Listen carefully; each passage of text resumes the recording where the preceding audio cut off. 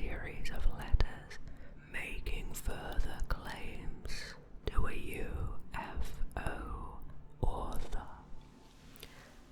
Allen's account of the events is widely understood to be a hoax, as you probably would guess. But why do they believe that? Several different and sometimes contradictory versions of the alleged experiment have circulated over the years in paranormal literature and popular movies.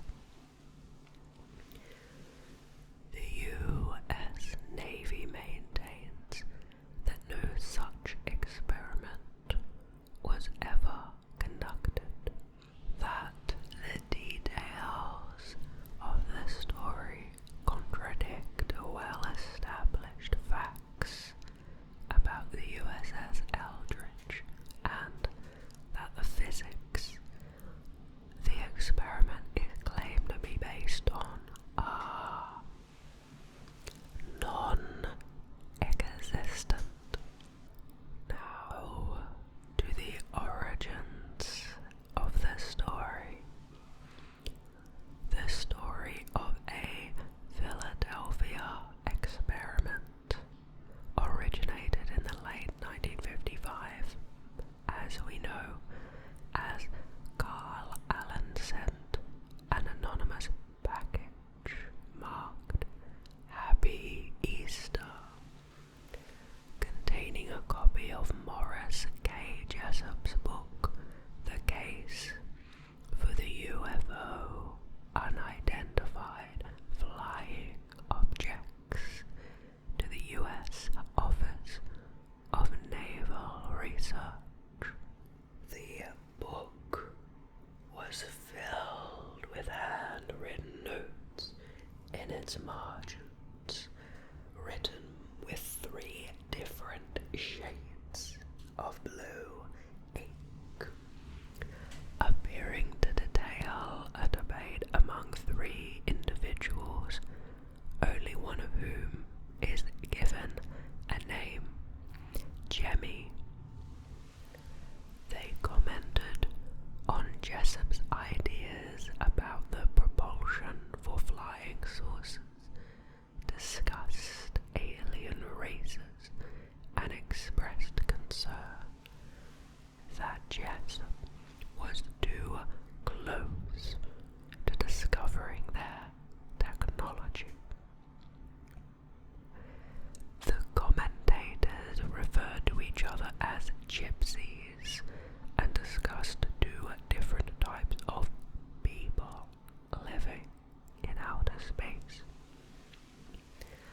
Their text contained non-standard use of capitalization and punctuation, and detailed a lengthy discussion of the merit of various elements of Jessup's assumptions in the book.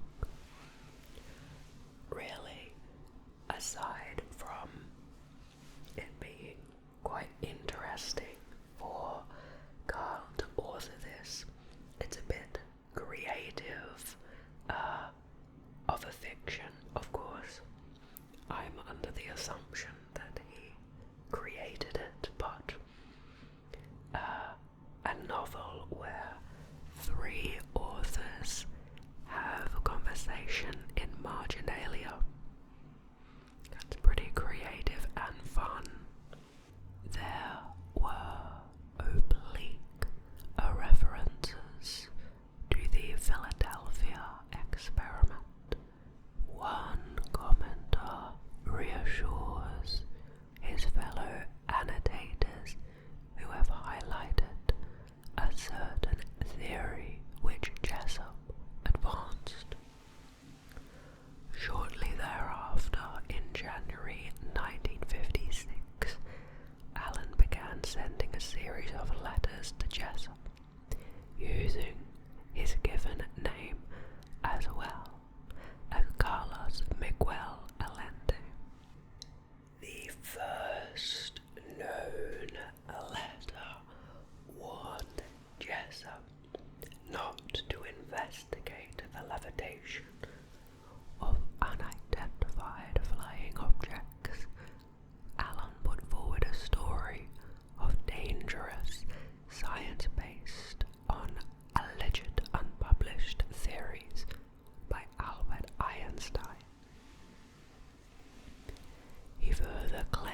scientist named Franklin Areno put these theories into practice at the Philadelphia Naval Shipyard in October 1943.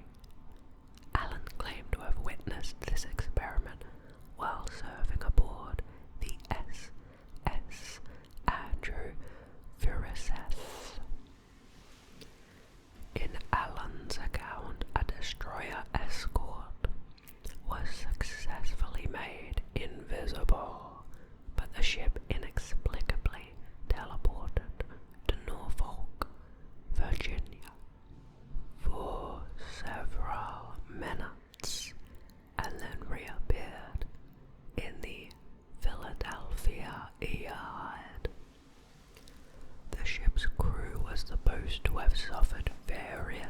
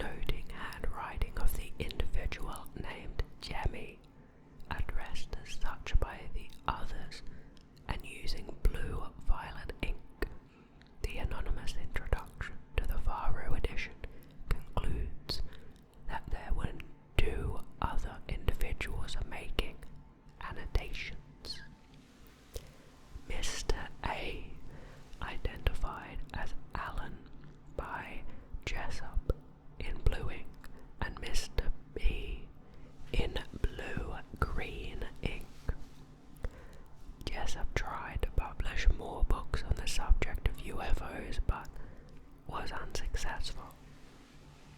He lost his publisher and experienced a succession of downturns in his personal life, and unfortunately took his own life in Florida on April 30th, 1959. That is a really sad and unfortunate element of this story that I was unaware of. The various book writers who tried to get more information from Carl Allen found his responses elusive or couldn't find him at all. One reporter from Allen's hometown of New Kensington, Pennsylvania, interviewed his family and was handed a pile of documents and books, all scribbled with Allen's annotations. They described Allen as a fantastic mind, but also a drifter and a master leg puller. Now to the repetitions. In 1965, Vincent Gaddis published a book of Fortina titled Invisible Horizons, True Mysteries of the Sea. In it, he recounted the story of the experiment from the Varro annotations. George E. Simpson and Neil R.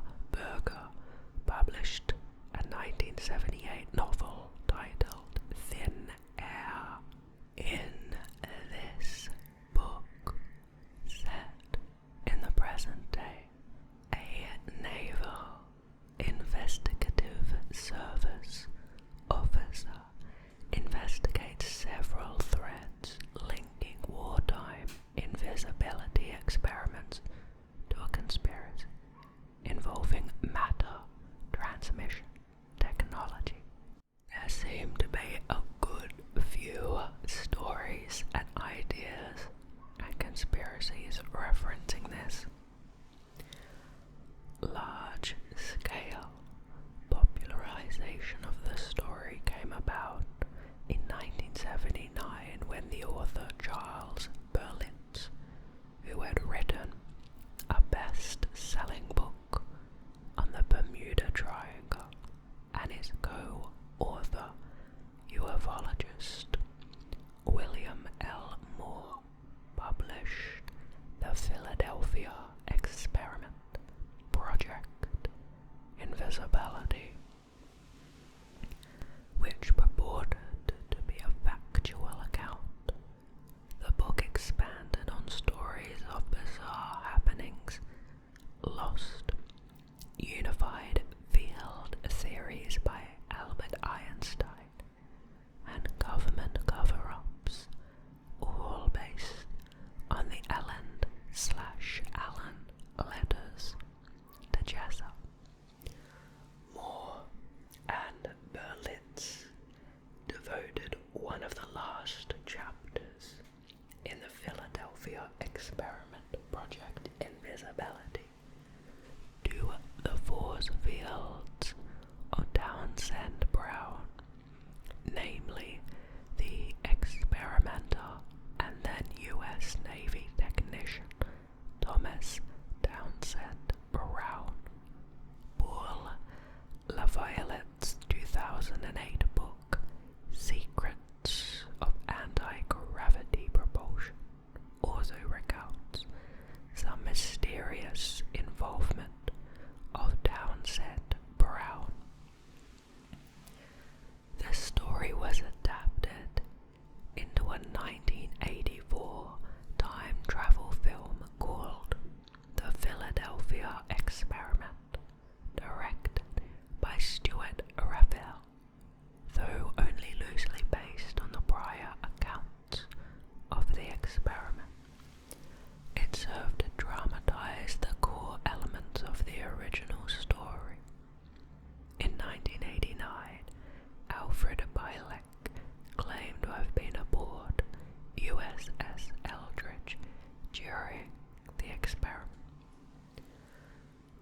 addressing the MUFON conference in 1990. Bielek asserted that Raphael's film was largely consistent with the elements he claimed to have witnessed. In 1943, Bielek would later add details to his claims on radio talk show conferences and the internet.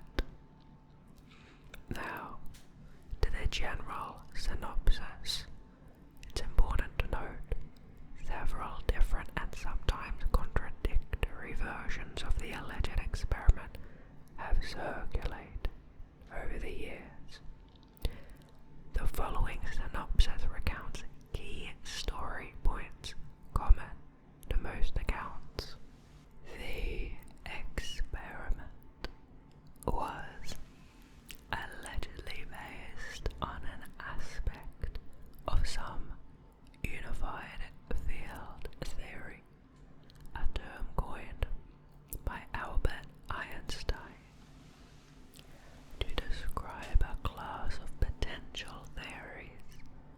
Such theories would aim to describe mathematically and physically the interrelated nature of the forces of electromagnetism and gravity. According to some accounts, unspecific researchers thought that a theory of this type would enable using large electrical generators to bend light around an object via refraction, so that the object became completely invisible.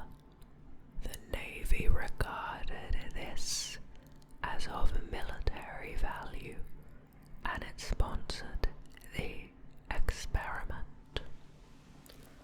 Another unattributed version of this story proposes that researchers were preparing magnetic and gravitational measurements of the sea floor to detect anomalies, supposedly based on Einstein's attempts to understand gravity. In this version, there were also unrelated secret experiments in Nazi Germany to find anti-gravity, allegedly led by SS Obergruppenführer Hans Kammler. There are no reliable or attributed accounts, but in most accounts of the supposed experiment, USS Eldridge was fitted with the required equipment at the Philadelphia Naval Shipyard.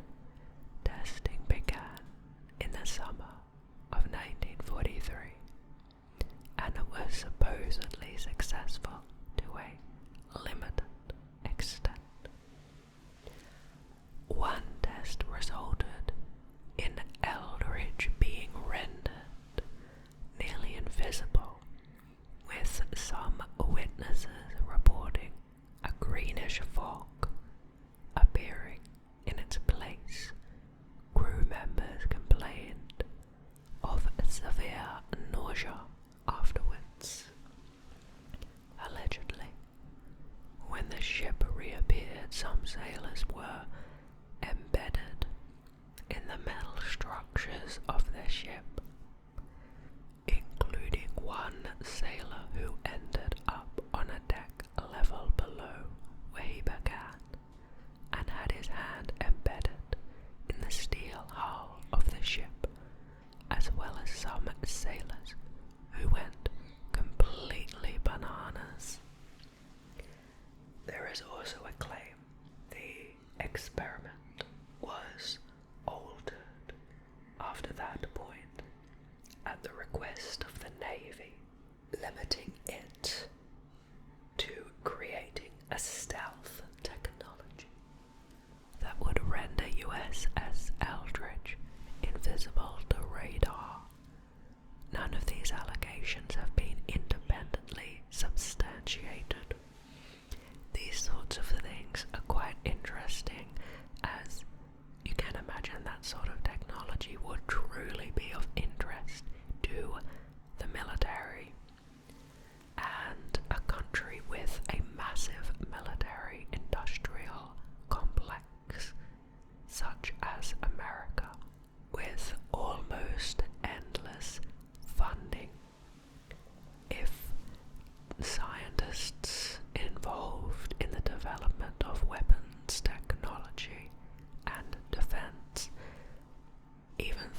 was a mere possibility, I can totally see this being a technology that is under research or has been under research historically.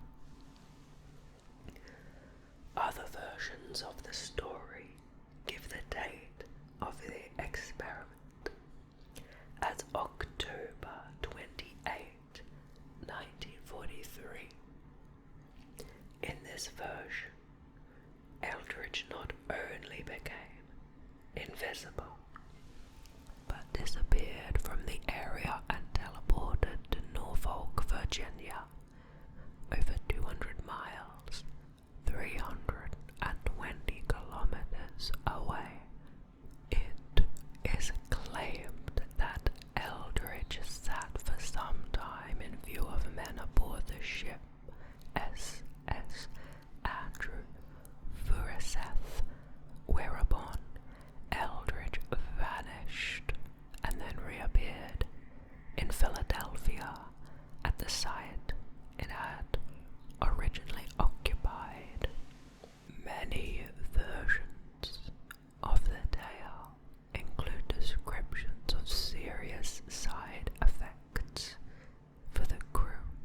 Some crew members were said to have been physically fused to bulkheads, while others suffered from mental disorders.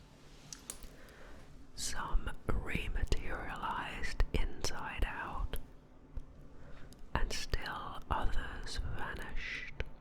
It is also claimed that the ship's crew may have been subjected to brainwashing to maintain the secrecy of the experiment.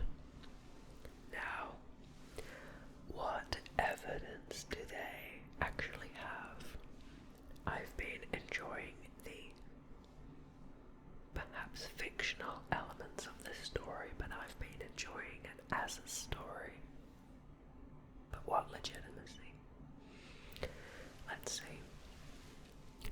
The historian Mike Dash notes that many authors who publicized the Philadelphia experiment story after that of Jessup appeared to have conducted little or no research of their own.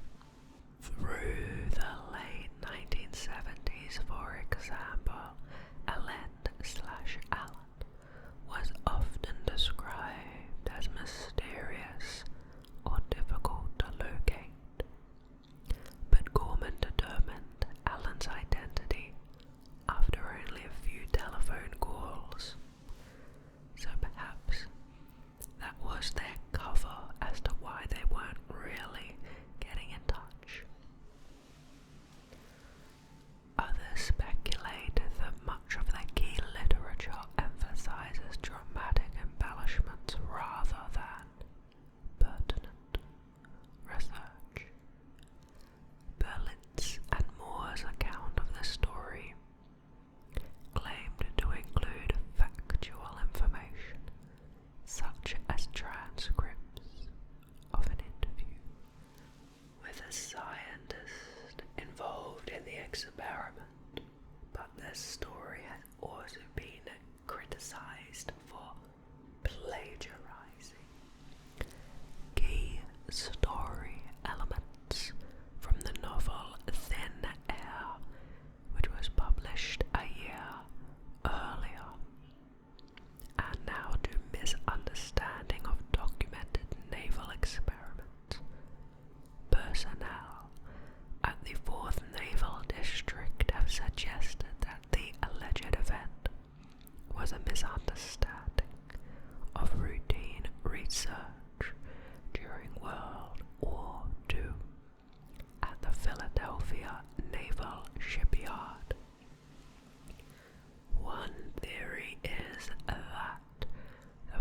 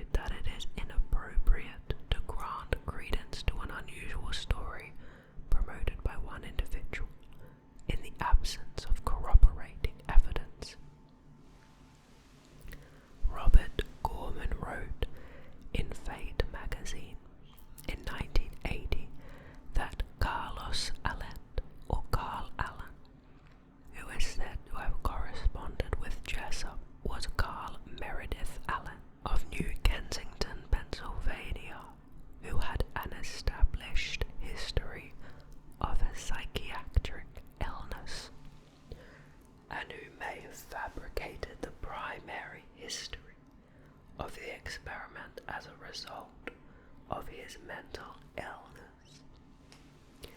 Gorman later realized that Alan was a family friend and a creative and imaginative loner, sending bizarre writings and claims. Now to timeline inconsistencies. USS Eldridge was not commissioned until August 27 in 1943 and remained in port in New York City until September of 43. The October experiment allegedly took place while the ship was on its first shakedown cruise in the Bahamas, which conspiracy theorists try to explain away by claiming that the ship's logs might have been falsified or else still be classified. Conspiracy theorists also attempt to explain away the inconsistency by claiming that USS Hammond was actually used rather than USS Eldridge, as USS Hammond arrived in the shipyard on October 20, 1943, ignoring the eyewitness statements from Carl M. Allen, which launched the hoax in the first place. The Office of Naval Research, ONR, stated in September of 96, ONR has never conducted investigations on radar invisibility, either in 43 or at any other time, pointing out that ONR was not established until 1946. It denounced the accounts of the Philadelphia experiment as complete science fiction. A reunion of Navy veterans who had served aboard the USS Eldridge told a Philadelphia newspaper in April 1999 that their ship had never made port in Philadelphia. Further evidence discounting the Philadelphia experiment timeline comes from the USS Eldridge's complete World War II action report, including the remarks section of the 1943 deck log available on microfilm. And now to alternative explanations. Researcher Jacques Vallée describes a procedure on board USS Engstrom, which was docked alongside the Eldridge in 1943. The operation involved the generation of a powerful electromagnetic field on board the ship in order to deperm or degauss it, with the goal of rendering the ship undetectable or invisible to magnetically fused undersea mines and torpedoes. This system was invented by a Canadian, Charles F. Goodeve, who, when he held the rank of commander in the Royal Canadian Naval Volunteer Reserve and the Royal Navy and other navies, used it widely during World War II. British ships of the era often included such degaussing systems built into the upper decks. The conduits are still visible on the deck of the HMS Belfast in London, for example. Degaussing is still used today However, it has no effect on visible light or radar. Valet speculates that accounts of the USS Engstrom's degassing might have been garbled and confabulated in subsequent retellings, and that these accounts may have influenced the story of the Philadelphia experiment. Valet cites a veteran who served on board USS Engstrom and who suggests it might have travelled from Philadelphia to Norfolk and back again in a single day at a time when merchant ships could not. By use of the Chesapeake and Delaware Canal and Chesapeake Bay, a bay of which we have talked about before on the channel, which at the time was open only to naval vessels. Use of that channel was kept quiet. German submarines had ravaged shipping along the east coast during Operation Drumbeat, and thus military ships, unable to protect themselves, were secretly moved via canals to avoid the threat. The same veteran claims to be the man that Allende witnessed disappearing at a bar. He claims that when a fight broke out, friendly barmaids whisked him out of the bar before police arrived, because he was underage for drinking. They then covered for him by claiming that he had disappeared. That's an interesting variable to add in at the end there. Thank you very much for watching. I found this interesting, as I do truthfully find most of the Whispering Wikipedia videos interesting and entertaining. But the idea of the military secretly teleporting a ship and it arriving back with people stuck in the walls and feeling sick, if anything, it's a fantastically imaginative fiction, and perhaps there was some military testing of some sort which the story evolved from.